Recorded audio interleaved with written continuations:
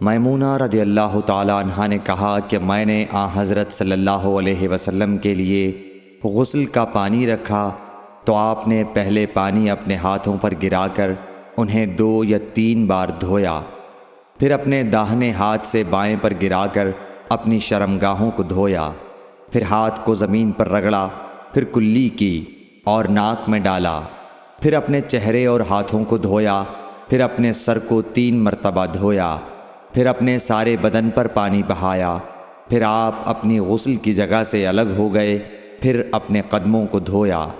صحیح بخاری حدیث نمبر 266۔ حضرت عائشہ رضی اللہ تعالی عنہا نے فرمایا، اللہ ابو عبد الرحمن پر رحم فرمائے، میں نے تو رسول اللہ صلی اللہ علیہ وسلم کو خوشبو لگائی، پھر آپ اپنی تمام ازواج مطہرات کے پاس تشریف لے گئے اور صبح کو احرام اس حالت میں باندھا کہ خوشبو سے بدن مہک رہا تھا۔ صحیح بخاری حدیث نمبر 267۔ نبی کریم صلی اللہ علیہ وسلم دن اور رات کے ایک ہی وقت میں اپنی تمام ازواج مطہرات کے پاس گئے، اور یہ 11 تھیں، 9 منکوحہ اور 2 لونڈیاں۔ راوی نے کہا، میں نے انس سے پوچھا کہ حضور صلی اللہ علیہ وسلم اس کی طاقت رکھتے تھے؟ تو آپ نے فرمایا کہ ہم آپس میں کہا کرتے تھے کہ آپ کو 30 مردوں کے برابر طاقت دی گئی ہے۔ صحیح بخاری حدیث نمبر 268۔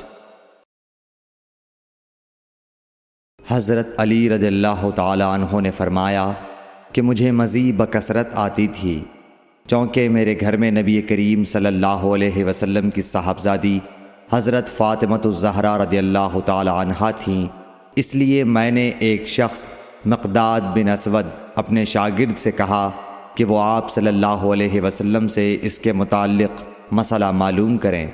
انہوں نے پوچھا تو آپ نے فرمایا کہ وضو کر اور شرمگاہ کو دھو، یہی کافی ہے۔